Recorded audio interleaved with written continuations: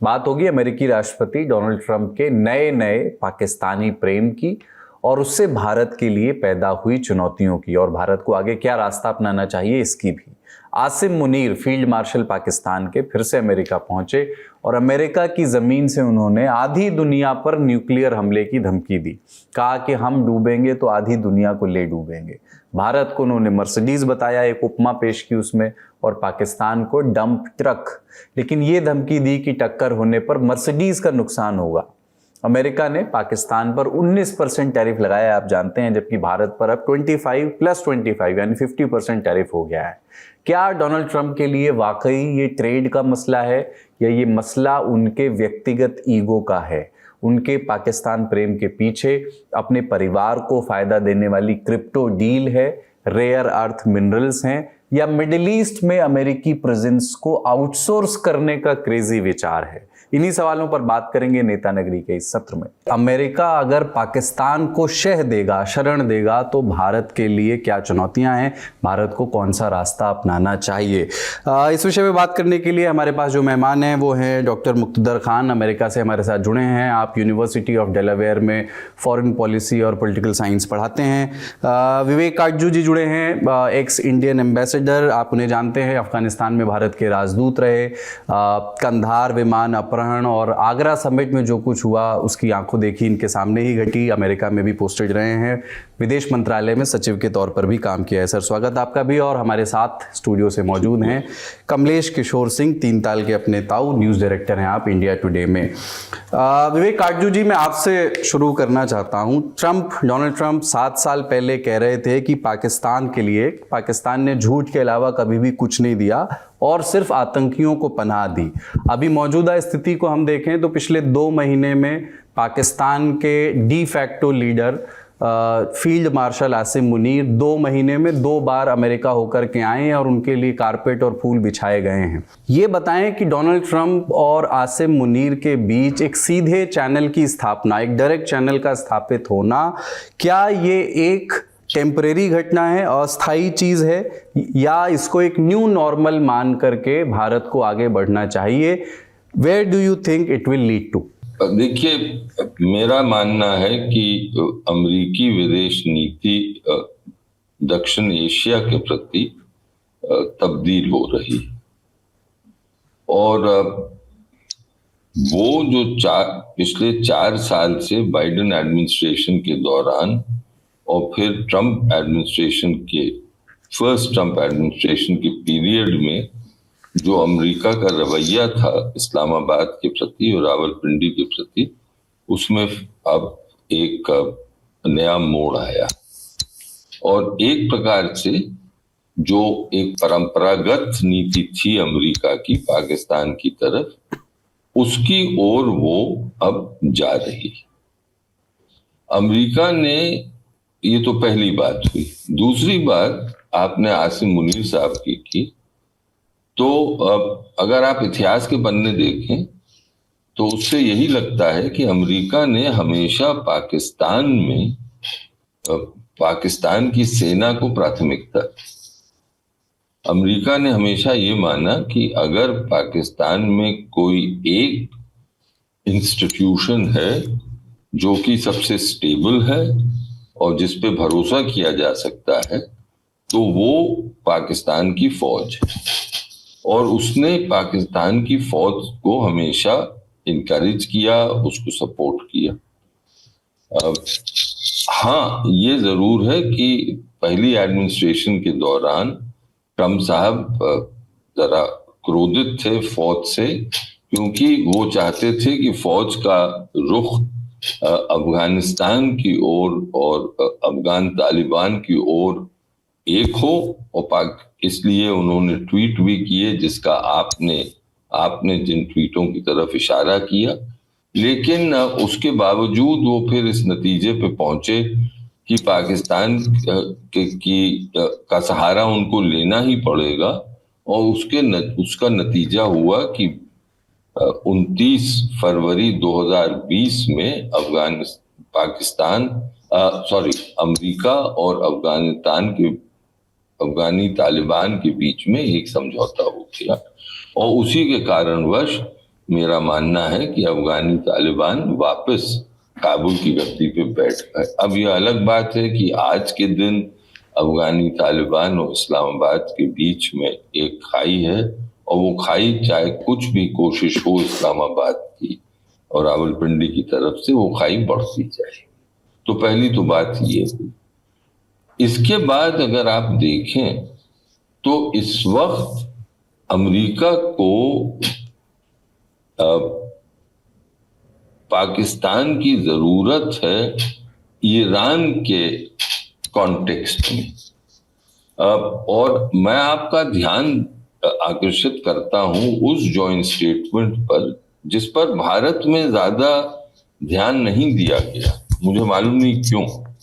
और वो joint statement है 25 जुलाई की, जब और स्टेट डिपार्टमेंट ने, सॉरी जॉइंट स्टेटमेंट नहीं, मैं गलत हूं, स्टेटमेंट है 25 जुलाई 2025 की, और स्टेट डिपार्टमेंट में ने इशू करी। और वो जॉइंट स्टेटमेंट इशाक दर, पाकिस्तान के विदेश मंत्री और उप प्रधानमंत्री, और US secretary of state Marco Rubio की बातचीत के बाद, उस जॉइंट स्टेटमेंट में एक वाक्य है जो कि मेरी समझ में बहुत महत्वपूर्ण है। वो वाक्य है कि अमेरिका कह रहा है कि हम पाकिस्तान का धन्यवाद करते हैं कि उन्होंने फैसिलिटेट किए हैं mediation of conversations with Iran. तो एक किस्म से पाकिस्तान का रोल पर्दे के पीछे ही हो, लेकिन अमेरिका और ईरान को की बातचीत चालू रहे, उसमें हो रहा है। डोनाल्ड ट्रंप ने अटैक किया ईरान पे, इजराइल का हमला हुआ, जवाबी कार्रवाई ईरान से हुई, फिर सीज फायर हुआ, और अब मुझे लगता है कि डोनाल्ड ट्रंप ओपनली नहीं मान रहे हैं, लेकिन वो ईरान से बातचीत करना चाहते हैं। उसके कई कारण हैं, उसमें हम जा सकते हैं। आखिरी नुक्ता मैं आपके सामने रखूंगा वो ये कि अमेरिका ये नहीं चाहता कि वो पाकिस्तान को पूर्ण रूप से, जैसे कि हो रहा था इन आखिरी चंद सालों में, कि पूर्ण रूप से चीन की गोदी में जाके बैठा था। चीन और पाकिस्तान के रिश्ते मजबूत हैं और भी मजबूत होंगे आने वाले वर्षों में, लेकिन अमेरिका चाहता है कि उसका रोल भी बना रहे या फिर से कायम हो पाकिस्तान में। अब आखिरी बात मैं जो इस वक्त आपसे कहना चाहता हूं कि मुझे ये दिख रहा है कि अमेरिका एक किस्म से पुरानी नीति पे चला गया है, वो ये कि भारत के पश्चिम पड़ोस में तो वो पाकिस्तान को प्राथमिकता देगा, और इंडो पैसिफिक रीजन में वो चाहता है कि भारत अपना रोल अमेरिकी सहायता, जिसमें भारत की सहायता अमेरिका को हो, वो कायम।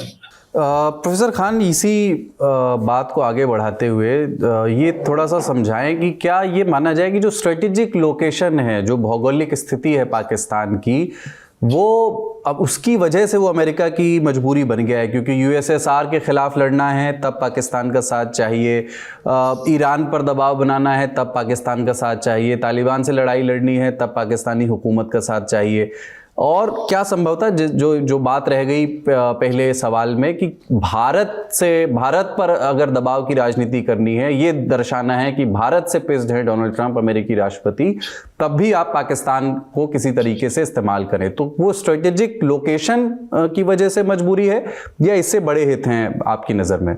देखिए, ये बात हमेशा पाकिस्तान के कॉन्टेक्स्ट में इस्तेमाल की जाती है कि उसका ज्योग्राफिकल लोकेशन एक बहुत स्ट्रेटेजिक है और उसका वो बहुत सही इस्तेमाल करता है। देखिए, जहाँ तक कि जियोपॉलिटिक्स का सवाल है, वहाँ पे geography is critical to geopolitics. The geo is about geography. और अगर आपको इंडो पैसिफिक की बात करें तो वो भी इज ए जियोपॉलिटिकल स्ट्रैटेजी, और इंडिया की ज्योग्राफिक लोकेशन के वजह से India became very important for the Indo Pacific और द क्वाड। तो मुल्कों की जो ज्योग्राफिक लोकेशन होती हैं वो काफ़ी इंपॉर्टेंस होती हैं, it plays a role in the global security arrangement. लेकिन मुझे लगता है कि ये जो थियरी के डोनाल्ड ट्रंप इंडिया को ट्रोल करना चाह रहे हैं इसलिए he is getting friendlier with Pakistan, ये थोड़ी सी मेरे ख्याल से एग्जैजरेटेड है और मैं अभी आपको समझाता हूं। लेकिन वो जो ट्वीट सोशल ट्रूथ पे जो पोस्ट थी डोनाल्ड ट्रंप की जिसमें उन्होंने कहा कि हम पाकिस्तान के साथ तेल ढूंढेंगे और तेल निकालेंगे और फिर तेल शायद इंडिया को भी बेचेंगे, so there was an element of trolling वहां यकीनन। लेकिन अगर आप एक्चुअली इस ट्रंप एडमिनिस्ट्रेशन को शुरू से देखें तो जब पहली बार जब इन्होंने अनाउंस किया था कि हम फॉरेन एड पूरी तरह से रोक रहे हैं, one of the few exceptions था पाकिस्तान, जिसमें कुछ $397 मिलियन की उन्होंने पाकिस्तान को एड दी थी, ये कहकर के ये बाइडेन एडमिनिस्ट्रेशन ने अप्रूव किया, we are just continuing with it. वो F-16 की मेंटेनेंस के लिए था, so it was more like a subsidy, but लेकिन वो एक्सेप्शन वो पाकिस्तान को दिए थे। This was very early on in the Trump administration. फिर उसके बाद जब मार्च की शायद 4 तारीख को डोनाल्ड ट्रंप ने दोनों हाउसेस ऑफ द पार्लियामेंट को एड्रेस किया, तो उसमें ही specifically thank Pakistan for its help to find Sharafuddin, जो आईसिस खुरासान से मुंसलिक टेररिस्ट हैं, जो एबी गेट के लिए रिस्पॉन्सिबल थे, जिसमें काबुल एयरपोर्ट पर कई अमेरिकन मरीन्स मारे गए थे। तो उसकी जो इनसाइड स्टोरी ये है कि ट्रंप एडमिनिस्ट्रेशन ने पाकिस्तान को रिक्वेस्ट किया था कि दे वांटेड दिस टेररिस्ट। देखिए, डोनाल्ड ट्रंप की एक आदत है कि he wants quick wins and he wants big wins, और उनको मुझे लगता है कि ब्रेकिंग न्यूज बनने का शौक बन गया है, like he wants to be a breaking news, इसलिए भी वो सीज फायर पहले रिपोर्ट कर देते हैं, he reports things even before they are cooked, यानी पूरी खिचड़ी पकने से पहले उसको सर्व करने चले जाते हैं वो। So he wanted some very quick big news, और वो they reached out to other people, और उसमें पाकिस्तान के पास भी गए और बोले हमको वो आईसिस खुरासान का terrorist, can you find him for us? So apparently Asim Munir personally got involved in that project. They found him without US intelligence, फिर उसको उन्होंने पकड़ा और फिर उसको अमेरिका को ट्रांसफर कर दिया, उन्होंने उसको एक्स्ट्राडाइट कर दिया, they handed him over to the US. तो वो अब यूएस कस्टडी में है, वो शरफुद्दीन है शायद उसका नाम। तो उस वहां से आई थिंक जो पाकिस्तान की तरफ नेगेटिव परसेप्शन था डोनाल्ड ट्रंप का इन द फर्स्ट टर्म, वो बदल कर it became a bit more positive, because they gave him the first win international forum पे, आप कह सकते हैं, which he was bragging about in his joint speech parliament के लिए। फिर उसके बाद से मुसलसिल जो सीरीज ऑफ मीटिंग्स वगैरह हुए हैं आसिम मुनीर वगैरह के साथ, मुझे लगता है कि जो आसिम मुनीर के साथ जो मीटिंग हुई, which is a very unusual, unprecedented meeting, एक president meeting the head of the army of another country without civilian leadership, मुझे लगता है कि Donald Trump was probably trying to prepare a surprise for Modi ji, कि वो आ जाए Washington में white house में और ये सरप्राइज कर दें कि भाई table is not for 2 but table is for 3 perhaps. तो उस कॉन्टेक्स्ट में शायद Asim Munir was invited, but उसके बाद से एंगेजमेंट्स मुसलसिल होते जा रहे हैं। जैसा विवेक साहब ने बताया कि इसाक डार की रूबियो के साथ मुलाकात हुई, there is a lot of talk के शायद रूबियो इसी महीने जाएंगे पाकिस्तान, बट जो समिट वो 12 अगस्त को हो गई, उसमें वो नहीं गए थे। काउंटर टेररिज्म की जो मीटिंग हुई दोनों एडमिनिस्ट्रेशंस के बीच में, but there was lot of rumours that he might go for that meeting. फिर उसके बाद इस तरह से जो मीटिंग्स होने लगी, आसिम मुनीर साहब दोबारा आए, so there seems to be something going on, और जो ऑस्टेंसिबल जो वजूहात दिए गए वो मुझे परसुएसिव नहीं लगते। देखिए, जो काउंटर टेररिज्म का कोऑपरेशन हो रहा, जो थ्रेट्स साइट किए जा रहे हैं, उसमें बलूचिस्तान लिबरेशन आर्मी, तहरीके तालिबान पाकिस्तान और आईसिस खुरासान को नेम किया है, बट आईसिस खुरासान और अलकायदा अब उतना थ्रेट नहीं पोज करते अमेरिका को कि अमेरिका अपनी फॉरेन पॉलिसी में पाकिस्तान को इतना एलिवेट करे। So so there is something more going on that is not very clear अभी दोनों की तरफ से, बट ये बात यकीनन है कि पाकिस्तान हैज बेनिफिटेड। पाकिस्तान को साउथ एशिया में सबसे कम टैरिफ रेट मिला है।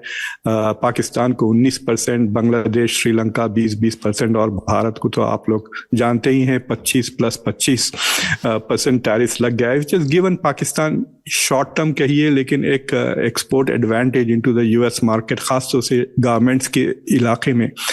But I think Donald Trump को एक और चीज हमें याद रखना चाहिए कि दिस में नॉट बी कॉजल रिलेशनशिप। ये दोनों चीजें साइड बाय साइड हो रहे हैं, नॉट नेसेसरीली कि इन दोनों में ताल्लुक हो। जैसा इंडिया कहता है कि हम अपनी स्ट्रेटेजिक ऑटोनॉमी एक्सरसाइज करते हैं, हम क्वाड में भी है, हम ब्रिक्स में भी हैं, तो उसी तरह से America is also exercising it's strategic autonomy कि वो भारत के साथ भी ताल्लुकात रखना चाहता है और पाकिस्तान से। लेकिन उसका नतीजा जो हो रहा है, जो अमेरिका की जो आउटरीच कहिए पाकिस्तान के लिए, उससे 2-3 चीजें ऐसे हो रहे हैं जिससे इंडिया की फॉरेन पॉलिसी पर और इंडिया के सिक्योरिटी इश्यूज पे काफी गहरा असर हो सकता है। So for example, suddenly Pakistan अपने आप को एक ऐसे हैप्पी प्लेस में फाइंड करता है कि दुनिया के जो 2 सुपर पावर्स है वो दोनों के साथ अचानक उसके ताल्लुकात बेहतर हो गए हैं, अमेरिका और चाइना के साथ। तो उनकी अगर आप देखें तो they are sitting very pretty because China भी उनके साथ फेवरेबल है एंड चाइना प्रूव्ड उस commitment to Pakistan. Operation Sindoor के दौरान real live intelligence sharing, Pakistan को उन्होंने हथियार पहले भी पहुंचा दिए थे, ऑपरेशन सिंदूर से पहले PL-15 के कंसाइनमेंट्स गए थे वहां पर। So Pakistan suddenly finds itself in a happy place के अमेरिका भी इनायतें कर रहा है, चाइना भी इनायतें कर रहा है, चाइना CPEC एक्सटेंड कर रहा है, which means the commitment to investments in Pakistan have not been withdrawn। और एक तरह से जो साउथ एशिया का जियोपॉलिटिकल बैलेंस है उसको डिस्टर्ब कर रहा है Donald Trump by reaching out to Pakistan and also putting pressure on India. तो ये एक परेशानी की बात है। दूसरी जो मिडिल ईस्ट की जो बात विवेक साहब ने कहा कि परहैप्स डोनाल्ड ट्रंप समझते हैं कि ये Pakistan will be a window into the middle east, वो यकीनन सही है। जब आसिम मुनीर के साथ जो लंच हुआ था तो उसमें डोनाल्ड ट्रंप ने आसिम मुनीर से ईरान के ताल्लुक से पूछा था।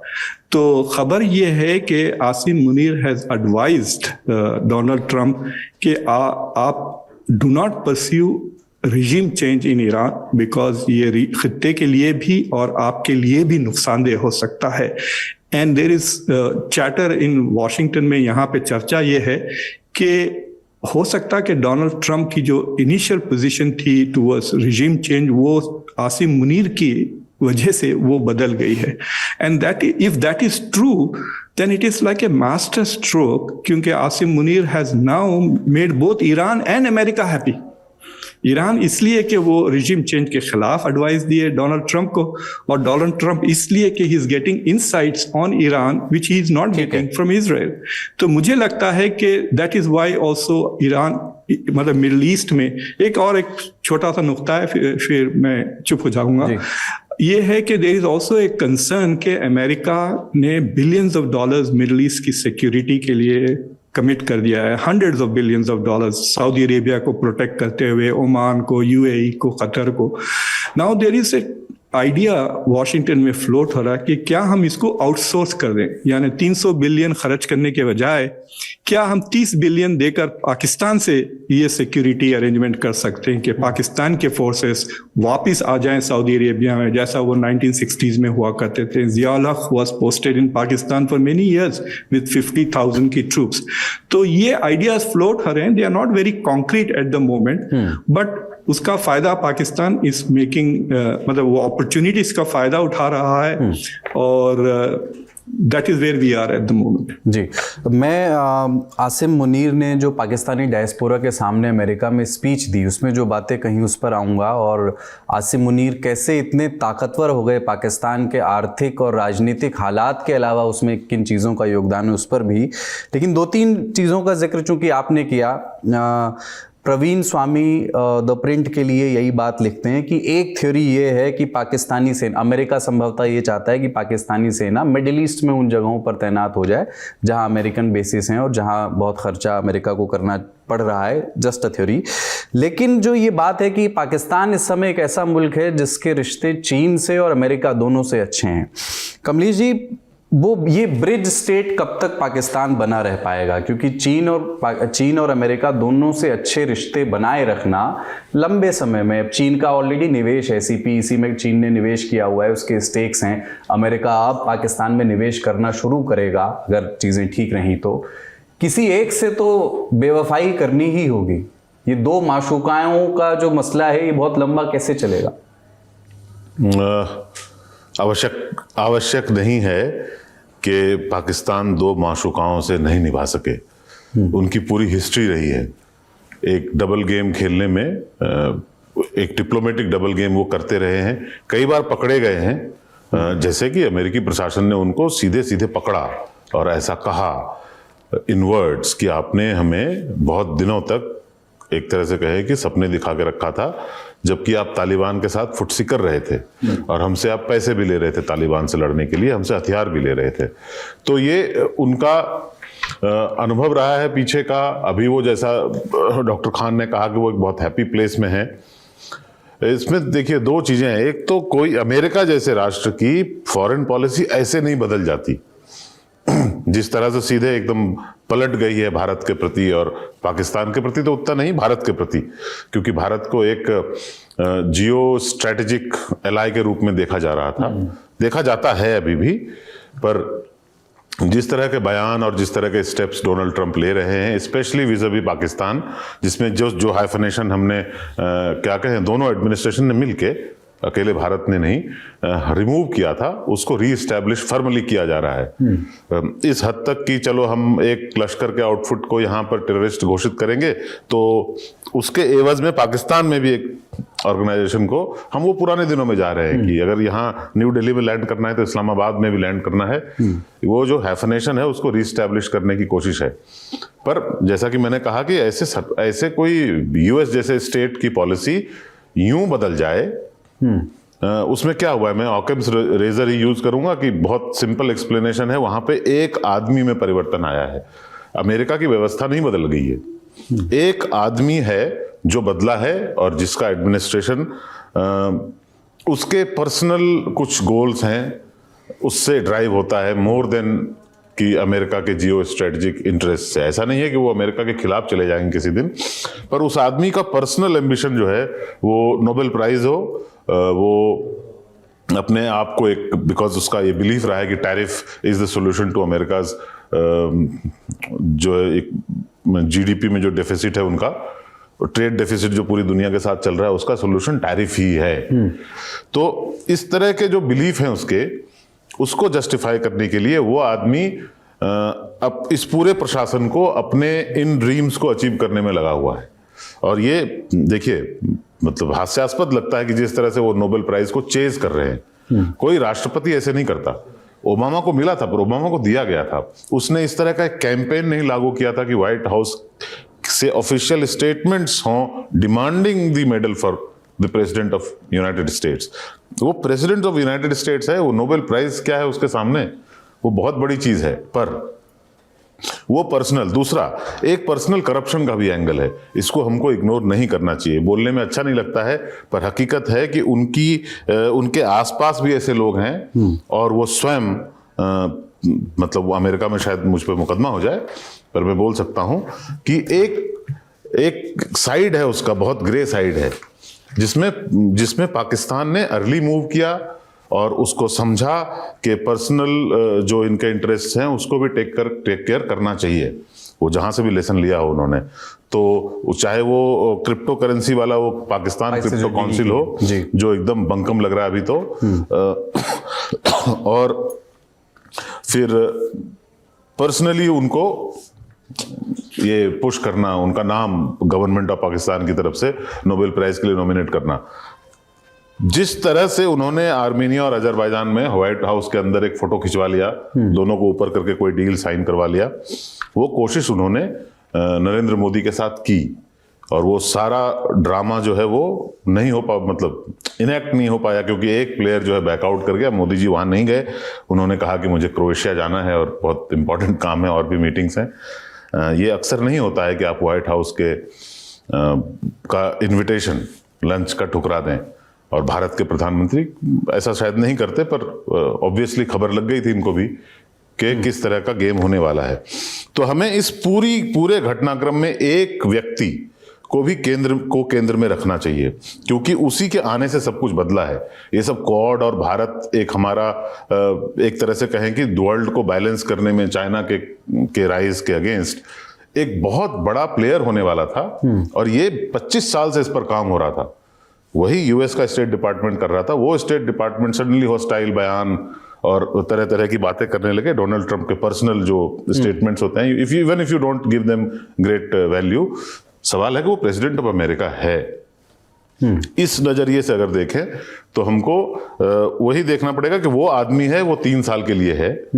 The system will change again and the damage he will do, जितना डैमेज होगा उसको पता नहीं रिपेयर करने में कितना टाइम लगे, पर सेम चीज पाकिस्तान पे लागू होती है ना। आसिम मुनीर साहब अभी फील्ड मार्शल हैं और वहां के सर्वशक्तिमान एक फिगर हैं, पर आसिम मुनीर साहब का जो अरेंजमेंट है वहां की गवर्नमेंट के साथ, जहां पे कि मिलिट्री पावर शेयर नहीं कर रही है, एक सिविलियन गवर्नमेंट के साथ पावर शेयर एक आदमी कर रहा है मिलिट्री का। सारे कमांडर पावरफुल नहीं है, मिलिट्री का रूल नहीं है वहां पे, जो मार्शल लॉ जिसको कहते हैं वो नहीं है सिविलियन गवर्नमेंट, बट एक आदमी उसमें से एक्सेसिव पावर शेयर कर रहा है, तो उसके खिलाफ भी तो माहौल होगा उन्हीं की टीम में। और ये अब और वहाँ पे जो राजनीतिक परिस्थितियां हैं वो भी हमेशा ऐसी नहीं रहेंगी।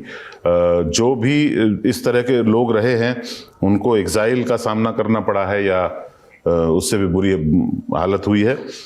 तो आसिम मुनीर साहब जो फील्ड मार्शल हैं और अभी एक हाई हॉर्स पे बैठे हुए हैं, बिकॉज उन्होंने ऐसा प्रोजेक्ट किया कि वो बहुत बड़े वीर हैं और उन्होंने पाकिस्तान और अमेरिका के बीच में संबंध सुधार दिए और भारत के साथ युद्ध किया। बहुत वो ये जो ड्रामा है, ये जो परसेप्शन है, इसको पाकिस्तान के अंदर ही गिरने में ज्यादा वक्त नहीं लग सकता है। इस तरह के वहां पे तत्व हैं, इस तरह के एलिमेंट्स हैं जो इसके खिलाफ काम करेंगे। तो आप दोनों तरफ देख लें, ये व्यक्ति केंद्रित है, ये व्यक्ति केंद्रित है पाकिस्तान की तरफ से भी और वहां से भी। ठीक है, ये एस्टैब्लिशमेंट टू एस्टैब्लिशमेंट नहीं है, ये पर्सन के द्वारा क्रिएट किया हुआ सिचुएशन यहाँ है और एक पर्सन के द्वारा क्रिएट किया गया सिचुएशन यहाँ है। ठीक है, पीपल आर टेम्पररी।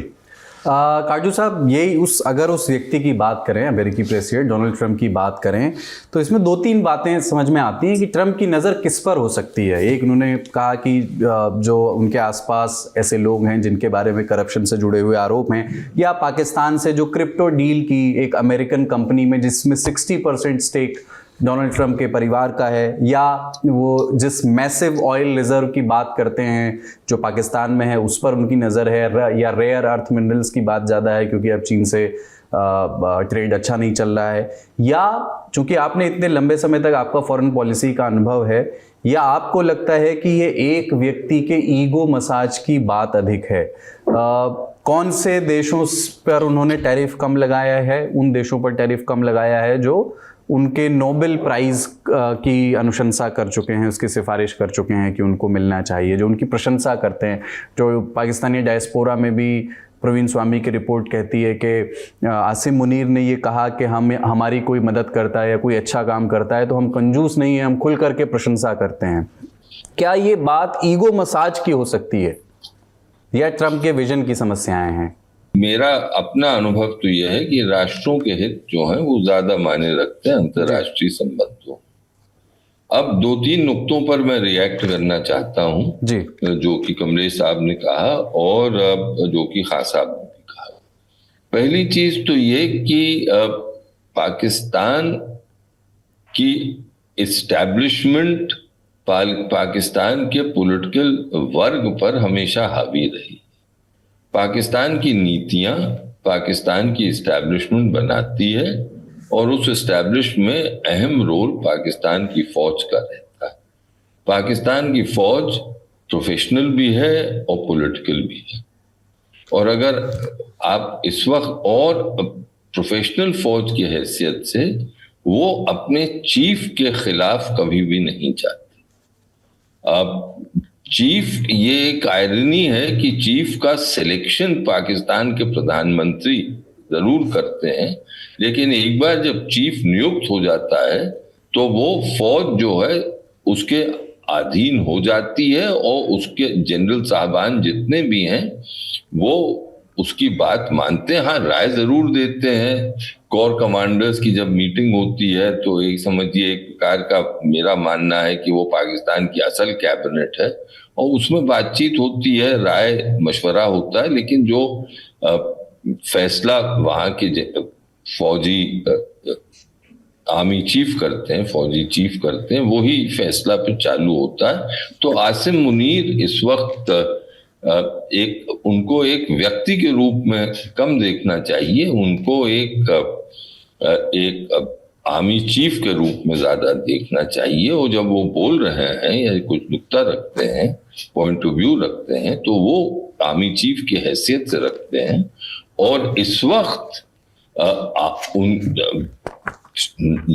शहबाज शरीफ हों या और पॉलिटिकल एक्टर्स हों या पॉलिटिकल पार्टीज हों, उनका कोई महत्व नहीं है। लेकिन एक मुश्किल आसिम मुनीर के सामने भी इस वक्त है, और वो मुश्किल ये है कि उन्होंने हर सूरत प्रयत्न कर लिया, लेकिन अभी भी इमरान खान एक कांटे की तरह उनकी एड़ी में चुभा हुआ है।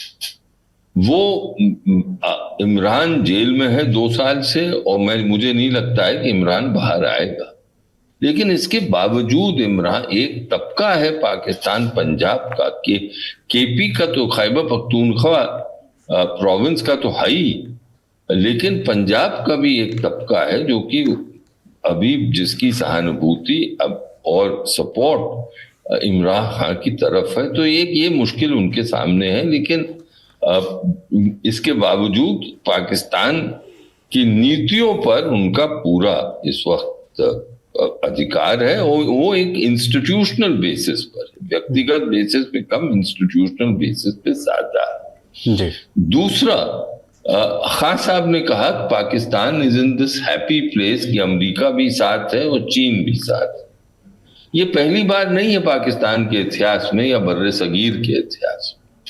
हमारी तारीख में भारत ने पाकिस्तान को इस हैप्पी प्लेस में, जहां पर अमेरिका का भी सपोर्ट है और चीन का सपोर्ट तो पूर्ण है, वो तो आयरन ब्रदर्स अपने आप को कहते हैं, क्या friendship is higher than the mountains and deeper than the oceans and sweeter than honey.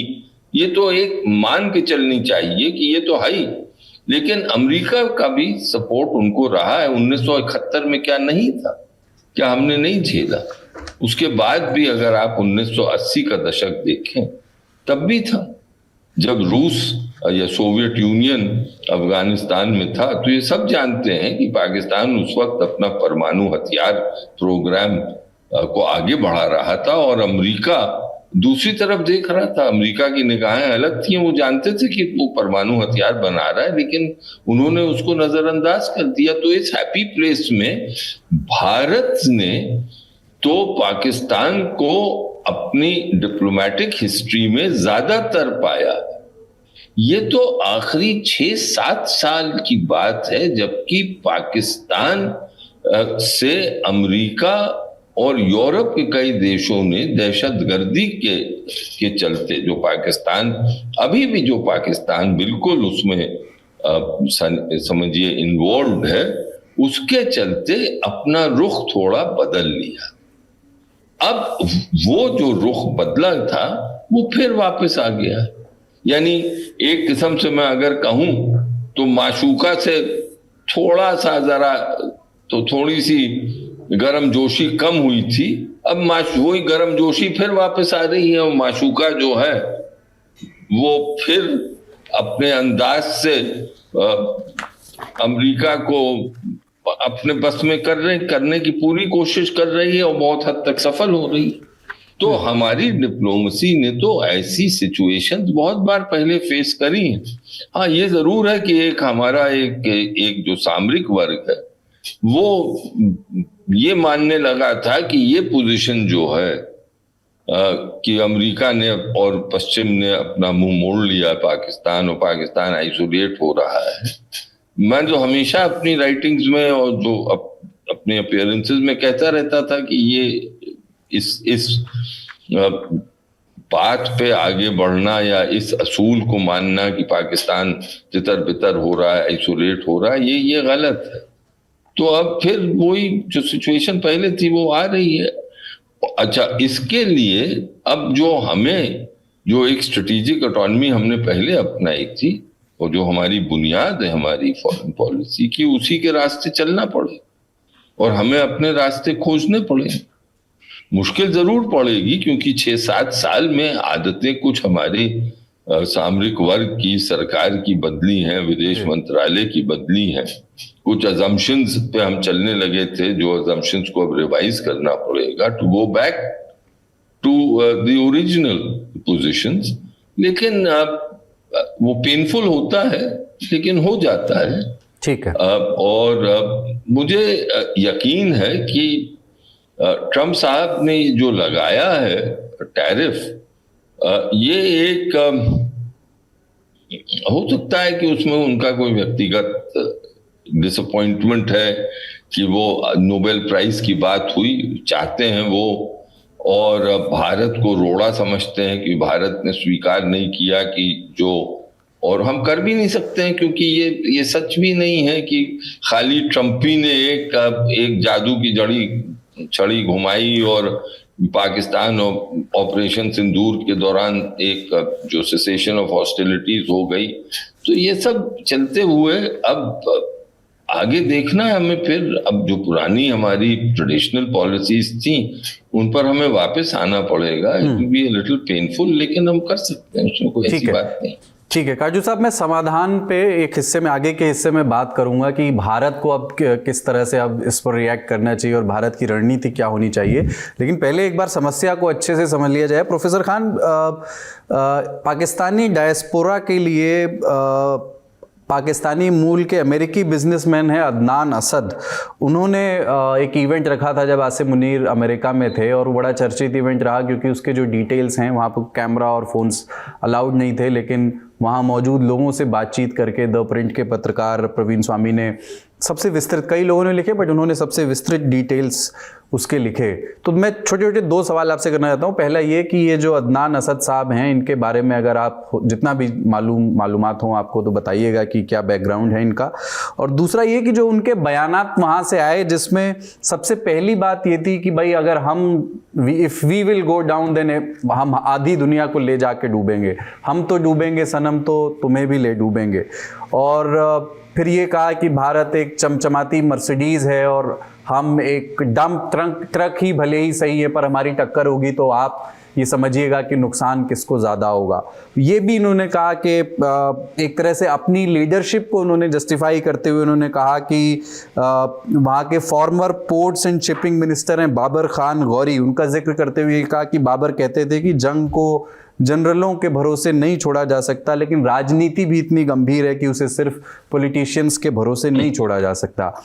ये धमकी दी उन्होंने कि हम अगर भारत से जंग हुई तो हम भारत के ईस्ट से शुरुआत करेंगे, जहां उन्होंने बहुत संसाधन, मूल्यवान संसाधन, रिसोर्सेज अपने जमा किए हुए हैं, और फिर हम वेस्ट की ओर बढ़ेंगे। और फिर ये बात भी कही पाकिस्तानी डायस्पोरा से कि फिल्मी अंदाज में कि खुल कर के पाकिस्तानी स्टेट का साथ दें, क्योंकि माँ काली होती है तब भी माँ ही होती है। मुझे थोड़ा सा दो सवाल हैं इसमें कि एक तो अदनान असद के बारे में आप जो भी मालूम कर पाए हो, आप अमेरिका में रहते हैं, उनके बारे में बताइएगा। दूसरा ये कि आसिम मुनीर अक्सर कुरान की आयतों को कोट करते हैं, हाफिज़े कुरान हैं वो। उन्होंने रिलायंस की रिफाइनरी पर हमले का जब धमकी दी और पोस्ट किया तो उसके साथ भी कुरान की एक आयत पोस्ट की। आपको याद होगा इसके पहले, ऑपरेशन सिंदूर के पहले, जब उनका एक चर्चित बयान आया था जिसमें उन्होंने कहा था कि हिंदू और मुसलमान साथ नहीं रह सकते, इसी बुनियाद पर हमारा मुल्क अलग हुआ, तब भी उन्होंने कुरान का रेफरेंस एक दिया था। इस साइकी को किस तरह से देखा जाए, क्योंकि अयूब खान के बाद वो दूसरे फील्ड मार्शल हैं, लेकिन वो तख्ता पलट करके इस मुकाम तक नहीं पहुंचे हैं। क्या ये कहें कि क्या उनकी तुलना आने वाले वर्षों में, क्या भारत में जब ये कहा जाता है कि इस व्यक्ति को जियाउल हक जैसा बनना है, तो क्या ये तुलना सही होगी आने वाले कुछ वर्षों में, या ये आशंका, ये जो फियर है, ये सही साबित हो सकता है आपकी नज़र में? आपके 2 सवाल नहीं, 2 डजन सवाल हैं। तो मैं थोड़ी बहुत कोशिश करता हूँ कि आसान करें। पहले तो मैं एज ए प्रैक्टिसिंग मुस्लिम बहुत सीरियसली अपोज करता हूँ आपके अल्फाज के वो कुरान का इस्तेमाल कर रहे हैं। He is not using Quran, he is abusing the Quran. जिस तरह से आसिम मुनीर ने कुरान के आयतों का इस्तेमाल किया है वो एक तरह से कुरान की तौहीन है। He is reducing principles to geopolitics. तो मैंने उनकी वो जो पहली तकरीर हुई थी उसके खिलाफ अपने शो पर बाकायदा from an Islamic point of view point by point उसको नेगेट किया था। जो दूसरी बात ये है कि देखिए, जो पाकिस्तानी डायस्पोरा है, देवर इन ए बिट ऑफ ए कॉन्ड्री, क्योंकि वो पिछले 2 साल से वो मुसलसिल इस गवर्नमेंट को, शहबाज शरीफ की गवर्नमेंट को और आसिम मुनीर के खिलाफ कार्रवाई कर रहे हैं। They are lobbying the US government, Biden administration में भी, ट्रंप में भी बहुत सीरियसली वो लॉबी कर रहे हैं। लेकिन जब ऑपरेशन सिंदूर हुआ तो एकदम वो डिलेमा में आ गए कि हम ऐसे वक्त जब पाकिस्तान जंग में इन्वॉल्व हैं, हम पाकिस्तान की निंदा कैसा कर सकते हैं। So there was a pause on criticism. और आसिम मुनीर ना तो डोमेस्टिक सपोर्ट है उनके पास, अगर शायद अभी भी अगर इलेक्शन फ्री एंड फेयर हो तो शायद शहबाज शरीफ और आसिम मुनीर हार जाएं इमरान खान से, और डायस्पोरा में तो शायद उनका डिपॉजिट भी जब्त हो जाएगा। तो ही सॉ दिस चांस, क्योंकि आजकल पाकिस्तान में ये परसेप्शन है कि Pakistan did very well during operation Sindoor, तो उस परसेप्शन को लेकर he is hoping to resurrect, यानी दोबारा फौज का जो लॉस ऑफ रिस्पेक्ट हुआ है पाकिस्तान की। देखिए, पाकिस्तान की फौज is the only stable institution Pakistan में, और जिसके वजह से काफी रिस्पेक्ट भी थी पाकिस्तान की फौज की। लेकिन इमरान खान उसका मतलब तितर बितर कर दिया था उन्होंने, reputation of the Pakistani army. तो आई थिंक आसिम मुनीर को ये मौका मिला कि वो पाकिस्तानी डायस्पोरा को थोड़ा बहुत अपनी तरफ जीत लें, और इस तरह के उन्होंने बयानात किए हैं। तो उनके जो बयानात थे उसमें एक बयान ये भी था कि वो 10 मिसाइल मार के वो डैम्स तोड़ देंगे जो पाकिस्तान में पानी आने से रोका जाएगा। इट्स काइंड ऑफ, देखिए, सारा का सारा बयान बहुत ही चाइल्डिश बयान था और गैर जिम्मेदाराना बयान, फर्स्ट ऑफ ऑल। तो उस तकरीर का मैं एक लाइन में आपको समरी देता हूं कि इट शोज कि he is not ready for prime time. मतलब उनके पास ऐसा इंटरनेशनल फोरम में, मतलब वो तकरीर देखे बाद तो मैं उनको यूएन भेजूंगा ही नहीं, जनरल असेंबली में तकरीर देने के लिए फ्रॉम पाकिस्तान, बिकॉज वो गली के गुंडों की तरह बातें कर रहे थे बाज बयानात उनके। So that was very shameful. और जो उन्होंने कहा कि मैं सारी आधी दुनिया को लेके डूबूंगा, first of all he acknowledged किया Pakistan will lose a conventional war, और उस सूरत हाल में he will escalate to nuclear weapons. लेकिन आप सोचिए कि आधी दुनिया में सिर्फ भारतवर्ष इज ऑब्जेक्टिंग, बाकी आधी दुनिया has not taken him seriously. कोई दूसरे मुल्क ने उनको सीरियसली लिया ही नहीं, क्योंकि जो पाकिस्तान की जो रेंज है, उनकी रेंज है बांग्लादेश से लेकर सऊदी अरब तक। तो ना तो बांग्लादेश परेशान है, ना सऊदी अरब परेशान है, ना ईरान, ना रशिया, ना चाइना, जहां पाकिस्तान की मिसाइल्स। आई थिंक एक प्रॉब्लम ये भी है कि India is so obsessed with Pakistan कि वो अगर करवट भी लेते हैं, छींक भी लेते हैं, तो it makes a headline in India. वो आदत इंडिया को छोड़ना चाहिए। अगर if you want to dehyphenate with Pakistan, then you should start obsessing about every little thing that Pakistan does. लेकिन ये बात सही है कि ही मेड वेरी, मतलब ब्रवाडो दिखाना चाह रहे थे कि हमने ऑपरेशन सिंदूर में इंडिया को मुंह तोड़ जवाब दिया, अब हम we are strong, and so he wanted to win the Pakistani diaspora back. तो मुझे लगता है कि that is the primary reason why he has done that. और एक चीज और मैं आपको तवज्जो दिलाना चाहता हूं कि most of that speech with slightly more careful रिफॉर्मुलेशन Bilawal Bhutto ने भी दी उसके 2-3 दिन के बाद, वही बयानात उन्होंने दिए, but he did not talk about nuclear escalation.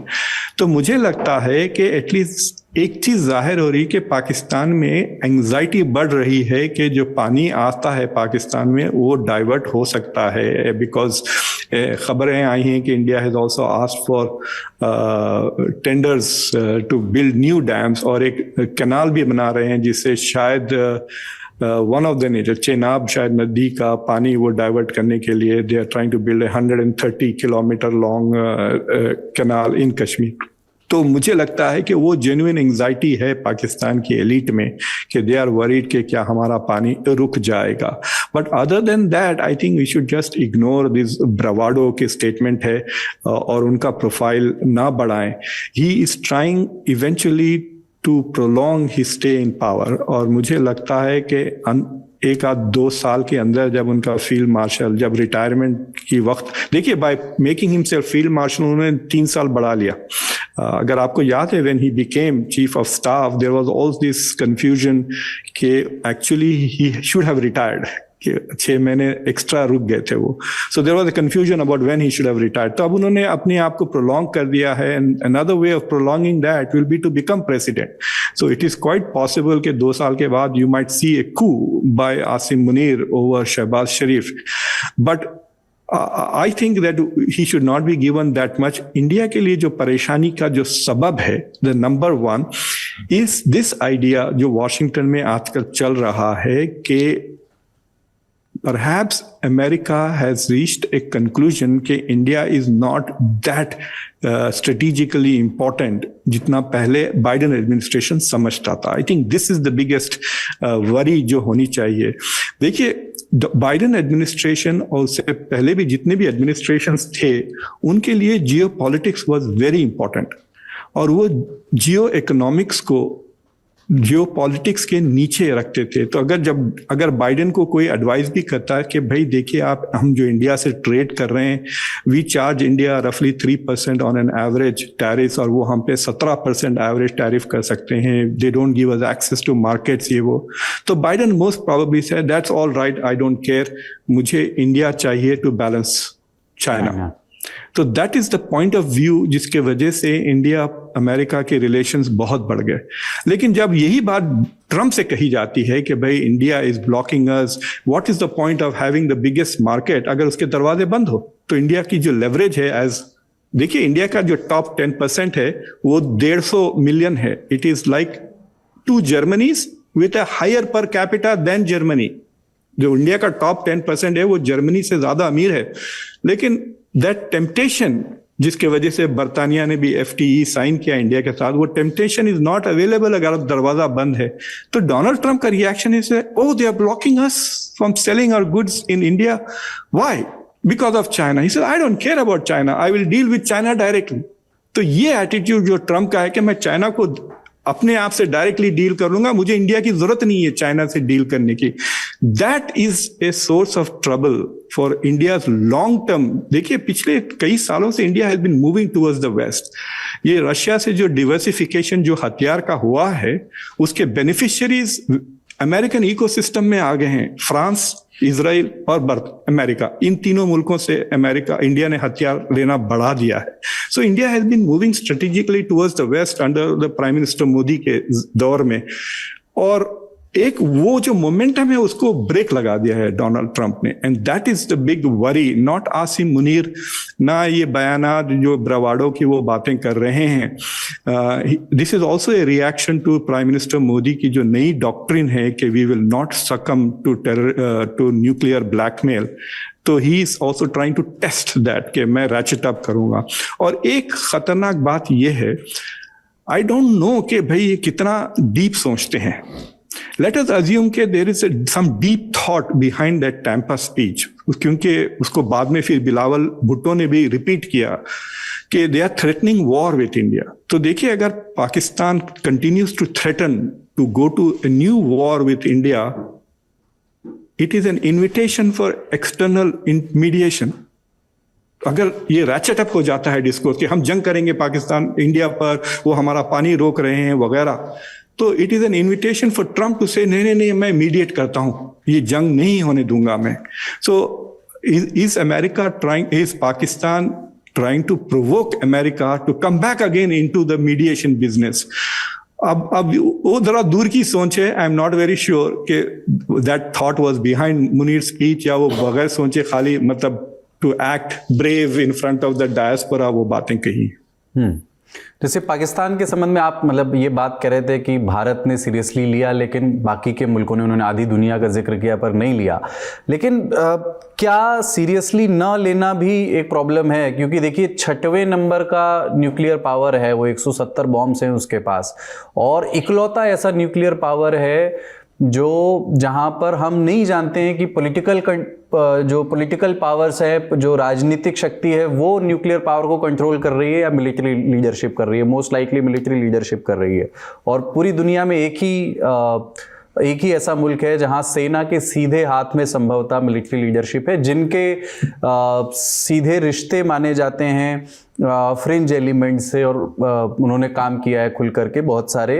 उन्होंने खुद कहा है कि उन्होंने अपने हाथ गंदे किए हैं अतीत में, उस पर मैं आऊंगा। लेकिन एक महत्वपूर्ण बात आपने कही कि जो भारत के लिए कंसर्निंग है कि क्या अमेरिका अब स्ट्रेटेजिक तौर पर भारत को थोड़ा कम महत्वपूर्ण मानने लगा है, चाइना को चेक एंड बैलेंस में रखने के लिए जो पहले वो सोचता था। लेकिन उससे पहले कमलेश जी, एक सवाल आपसे मैं खास तौर से पूछना चाहता था। आसिम मुनीर ने अपनी स्पीच में एक एनालॉजी दी कि साहब मर्सिडीज़, फरारी के जैसे मर्सिडीज़ अगर एक डंप ट्रक, यानी हमसे खुद पाकिस्तान को डंप ट्रक उन्होंने कहा टकराएगी, तो आप बताइए कि नुकसान ज़्यादा किसका होगा? ये एक तरह की खुदकुश या आत्मघाती किस्म की सोच है। आई डोंट नो, मतलब आप पर मैं, चूँकि आपने इस पर एक आर्टिकल लिखा था और उनके इस्टेब्लिशमेंट के लीडर की ओर से इस वाक्य का आना, इसको कैसे पढ़ेंगे? कि क्या एक तो ये एक्सेप्टेंस है जो इन्होंने, जो प्रोफेसर खान भी कह रहे थे कि एक तो पहली बात वो ये मानते हैं कि हम डूबेंगे, यानी हम एक रियल स्केल वॉर जब भी होगी हम उसमें हारेंगे, हम ये एक्सेप्ट करते हैं, पर इसके साथ इस बात का भी एक्सेप्टेंस है कि हम डंप ट्रक हैं।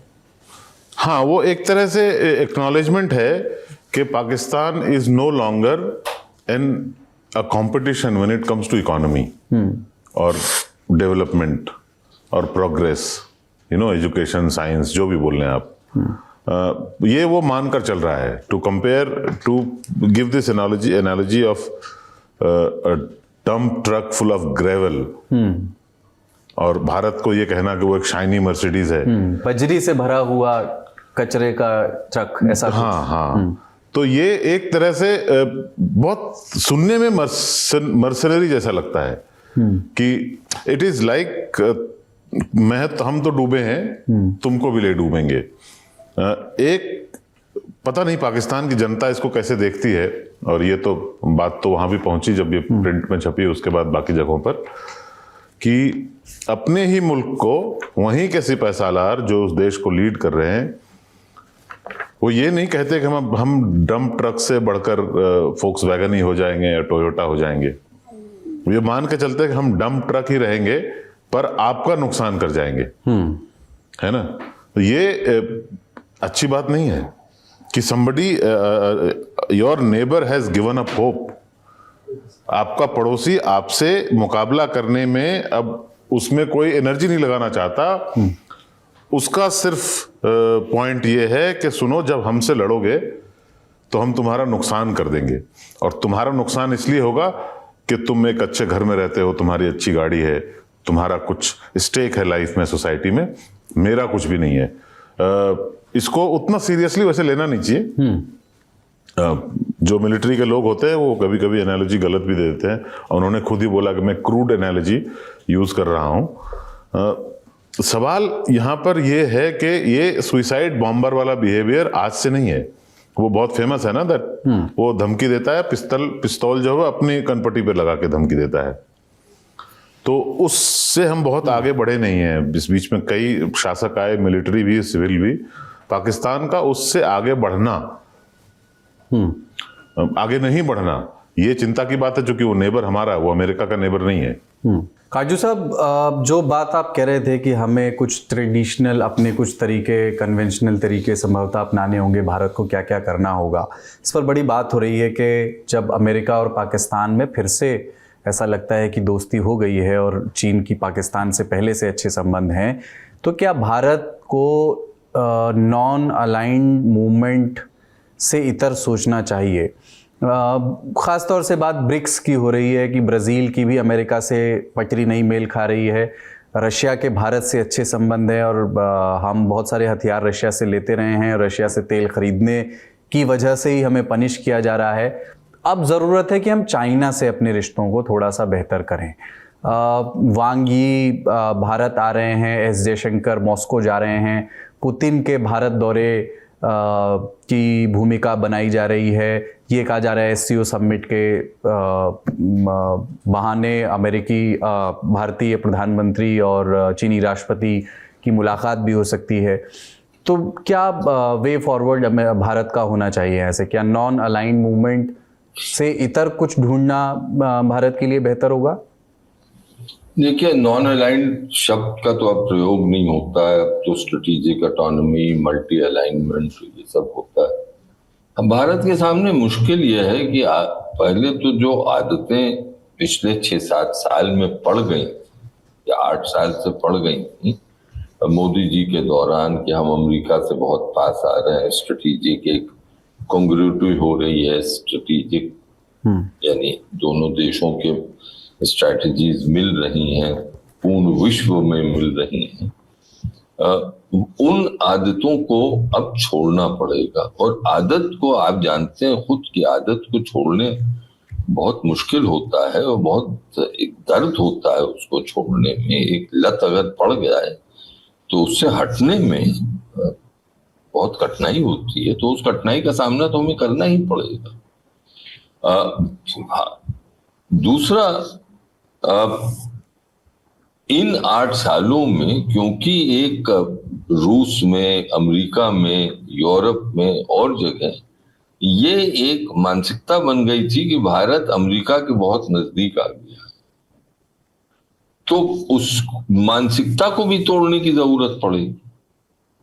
तो मेरा कहने का तात्पर्य ये है कि हम अभी कोर्स परिवर्तन जब करेंगे, अपनी दिशा बदलेंगे विदेश नीति की, सामरिक नीतियों की, तो उसमें हमारे सामने कुछ ऑब्स्टिकल्स आएंगे, लेकिन मुझे यकीन है कि अगर हमने ये खेल ठीक से खेला तो फिर जो हमारी परंपरागत नीति थी उस पर हम वापस जा सकते हैं। हाँ, चीन के साथ हमारे संबंध सुधरने में सीमाएं हैं। पाकिस्तान एक बहुत बड़ी सीमा, दूसरी सीमा है कि चीन जानता है कि इस वक्त चीन और भारत का फासला तो बहुत बड़ा है। चीन हमसे इकोनॉमिकली अगर आप देखें, मिलिटरीली भी देखें, तो कोई 6 गुना ज्यादा है, 5 से 6 गुना ज्यादा है, तो बहुत बड़ा फासला है। लेकिन चीन ये भी जानता है कि अगर वाहिद देश है एशिया जो कि उसका बहुत हद तक मुकाबला कर सकता है, तो वो भारत। आगे आने वाले दशकों में भारत मुकाबला उसका कर सकता है, हर रूप से कर सकता है। तो वहां पर भी मुश्किलें हैं, लेकिन मैं समझता हूं कि उन जो अभी जो एक स्थिति है, उस स्थिति में सुधार हो सकता है संबंध। अब चली रूस की बात। रूस और भारत में वास्तविकता तो ये है कि एक कुछ ठंडाई आ गई थी रिश्तों में, लेकिन रूस भी चाहता है कि उसमें फिर से रिश्ते गर्म हो और फिर से सुधरे, और भारत भी चाहता है। तो मैं समझता हूं वो रास्ता भी अब खुलेगा। लेकिन अमेरिका के साथ ट्रंप इस वक्त जो खेल रहे हैं, वो क्या चाहते हैं? एक खान साहब ने एक बहुत बढ़िया एनालॉजी, वो ये कहा उन्होंने कि ट्रंप चाहता है कि भारत अपने जो व्यापार है वो खोले उसके। यूरोप ने किस तरह इसको अप्रोच किया? यूरोप का इंटरेस्ट था भारत की जो 150 मिलियन यानी 15 करोड़ आबादी है, जो उसकी परचेजिंग पावर है, उसकी तरफ उन्होंने दृष्टि डाली। उन्होंने एग्रीकल्चर की तरफ दृष्टि नहीं डाली, हमें जहां वाकई मुश्किलें। हम ये जरूर कहते हैं कि हम दुनिया की इस वक्त 5th लार्जेस्ट इकोनॉमी है और दशक के अंत तक हम दुनिया की 3rd लार्जेस्ट हो जाएंगे। बेशक हम ये हो सकते हैं और वो शायद संभवतः हो भी जाएंगे, जिस रफ्तार से हम चल रहे हैं। लेकिन उसके बावजूद अगर आप हमारी पर कैपिटा इनकम देखें तो वो और देशों की तुलना से बहुत निम्न है।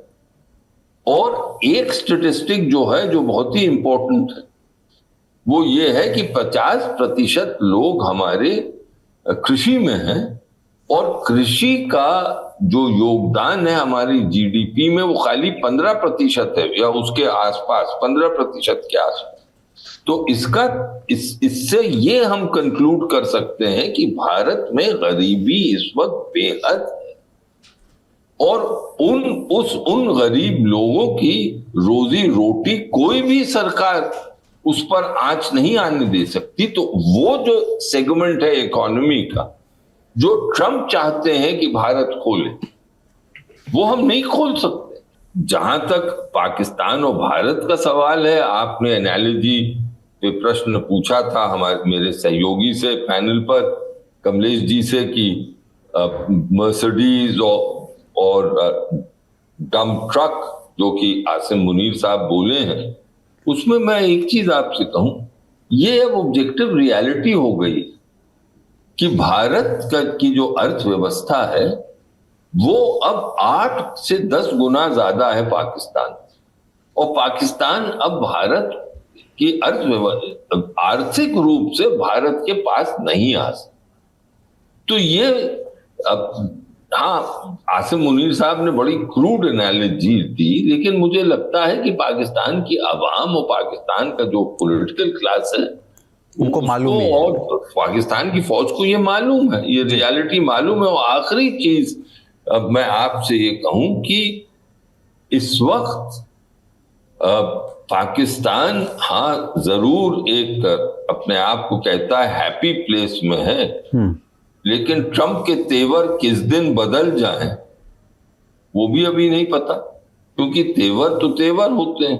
मोदी जी तो झेल रहे हैं, आसिम मुनीर कब झेलेंगे अब ये देखने की बात है। आसिम मुनीर की स्पीच जो है वो एक अजीब लहजे में दी गई हो, लेकिन उसकी मैसेज साफ थी और उनको लाइटली मत लीजिए। मैं खान साहब से भी अर्ज करूंगा, कोई बंदा फील्ड मार्शल की कुर्सी पे नहीं जा सकता अगर उसमें कुव्वत नहीं हो, उसमें हिकमत नहीं हो और वो ज़हीन नहीं हो। ये मान के मैं चलता हूं कि उनको कोई ये उत्तराधिकार में नहीं मिली है पोजीशन, तो उनकी जो मैसेज थी, वो जो फ्लोरिडा में वो बोले थे, वो जो मैसेज थी, उसका अंदाज बयां से आप शायद आपको ठीक नहीं लगा हो, लेकिन हर नुक्ते पे मैंने नजर डाली है और हर नुक्ता पाकिस्तान की ट्रेडिशनल पोजीशंस को व्यक्त करता है। Thank you. ठीक है प्रोफेसर खान, संक्षेप में इंडिया का वे फॉरवर्ड पर उसमें ये बात जोड़ते हुए जो काजू साहब कह रहे थे कि कोई समझा दे ट्रंप को, अब ये बात हो रही है कि भाई रिपब्लिकन लॉबी में भी अमेरिका में भी जो रिपब्लिकन्स हैं उनमें भी तो प्रो इंडियंस लोग हैं। हम थोड़े समय पहले तक बात करते थे कि जेडी वांस की पत्नी जो हैं वो इंडियन ओरिजिन की हैं। तो इस समय अमेरिका में जो भारतीय समर्थक लॉबी है वो कैसा महसूस कर रही है डोनाल्ड ट्रंप की इन पॉलिसीज से, और उसके साथ ही वे फॉरवर्ड भारत के लिए? Multipolarity is a code word to say कि we want a world without America's domination, और ये अमेरिकन्स अच्छी तरह से समझते हैं। I think what India needs to do is to focus on 3 or 4 things. एक, पिछले 10 साल में इंडिया का मैन्युफैक्चरिंग आत्मनिर्भरता की इतनी बातें करने के बावजूद हैज नॉट एक्सीडेड 17%।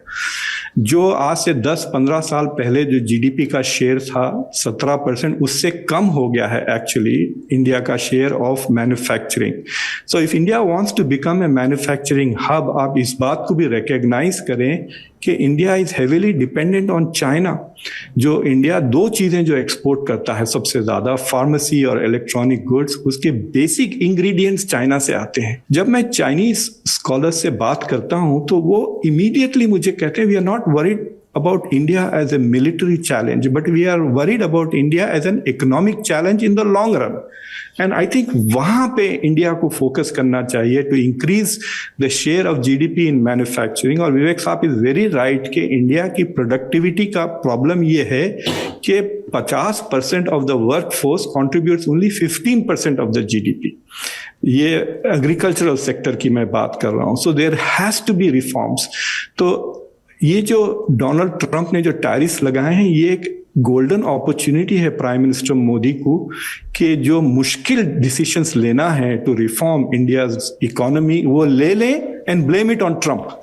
इससे पहले भी इन्होंने जो फार्म बिल्स वगैरह पास करने की कोशिश की तो वहां पे उनको कोई स्केपगोट नहीं मिला था, लेकिन इस बार स्केपगोट मिल गया है। Do the reforms, blame it on Trump and focus on जो विकसित भारत का गोल है which India needs to grow at 8 to 8.5% per year आइंदा 20-25 साल के लिए to become a developed country. And I think that is what should be focused on. और जो डॉक्टर जयशंकर ने अपनी पहली किताब में लिखी थी ना, देखिए, his first book was brilliant, his second book was a disaster. तो जो पहली बुक थी उनकी, उसमें he made it very clear कि हम जो स्ट्रेटेजिक ऑटोनॉमी का मकसद ही ये है कि हम हर मुल्क से फायदा उठाएं ताकि भारत इकोनॉमिकली डेवलप हो। जैसा विवेक साहब ने कहा कि the real indicators are GDP per capita, human development index, जिस पे आप 130 हैं, बांग्लादेश के लेवल पे हैं। पाकिस्तान के लिए तो बांग्लादेश भी एक शाइनिंग मर्सिडीज की तरह लगना चाहिए। अगर आप ह्यूमन डेवलपमेंट इंडेक्स को देखें या जीडीपी पर कैपिटा देखें, it is nearly the same as India's Bangladesh ka. So I think those are the priorities that India should do. Or in the short term, I think they should not react. ये जो pivot to Russia, pivot to China हो रहा है, they should not do that because it is quite possible कि Donald Trump अगले नवंबर के बाद फुस हो जाएंगे। क्योंकि अगर जिस तरह से डोमेस्टिक पॉलिटिक्स चल रही है अमेरिका की, अगर Republican party loses either the house और द सेनेट और बोथ, देन डोनाल्ड ट्रंप एक लेम डक प्रेसिडेंट बन जाएंगे।